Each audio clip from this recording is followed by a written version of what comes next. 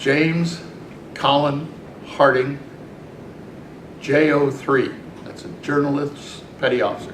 I went up and there was a Master Chief Quartermaster in the operations room, and he asked, "Harding, what's the purpose of the Naval Reserve?" And I said, "Support the fleet." He said, "Great, you have orders." So that evening, I was on an airplane headed for Rota, Spain. America had deployed without a rated petty officer in public affairs. Okay, and I was on my way to Rota, and then eventually picked up the ship in Naples.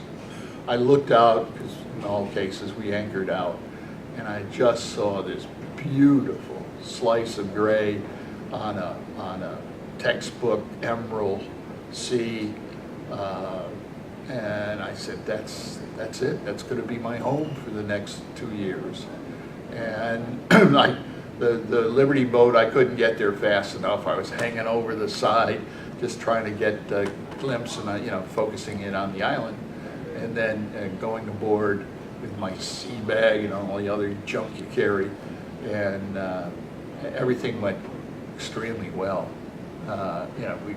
Great ship, brand new. Everything was neat, clean, and squared away, and went right to work. Went up to the public affairs office and said, "Jim Harding, here I am. What needs to get done?" And the public affairs officer also was the nuclear weapons officer. It was Lieutenant Commander Roland Kurth, K-U-R-T-H. And he said, "Okay, I need you to do this and this and this." And then from then on, we focused on general visiting, and that was where back then we really encouraged and invited people to come on board from all the different Mediterranean ports that we visited to come see the ship, meet the crew, get a feel for the power of the U.S. Navy, and so on.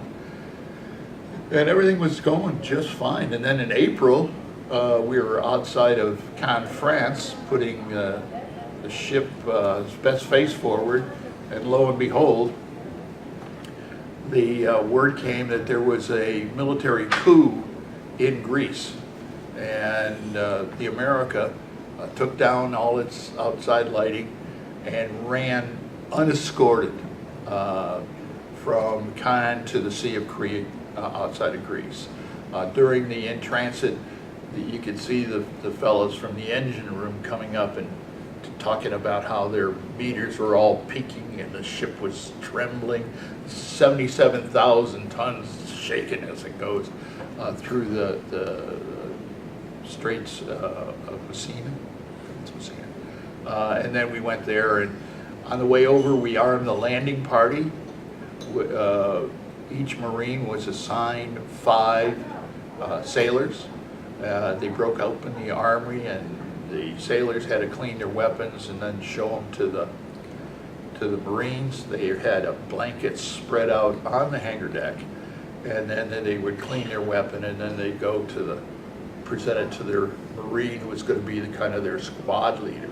And our mission was to form a perimeter down around where the port is. There's actually a racetrack down there. So we were going to use that as a place where the helicopters would land.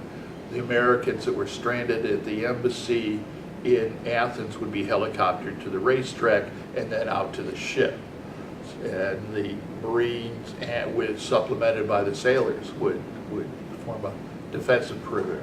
As it turned out, none of that was needed, but one of the most interesting aspect was to see a sailor who had taken the gun apart and all the parts were on the blanket, present it to the Marine while there's still springs and screws and all kinds of other pieces that belonged to the gun still sitting on the blanket. I thought that was an interesting piece of history. Later on in life, at a cocktail party, I met a State Department senior officer who was in Athens at the time, and he was completely unaware of the steps that the U.S. Navy was about to take to help evacuate the Americans from Athens. and was quite impressed because he knew all the areas that I was talking about.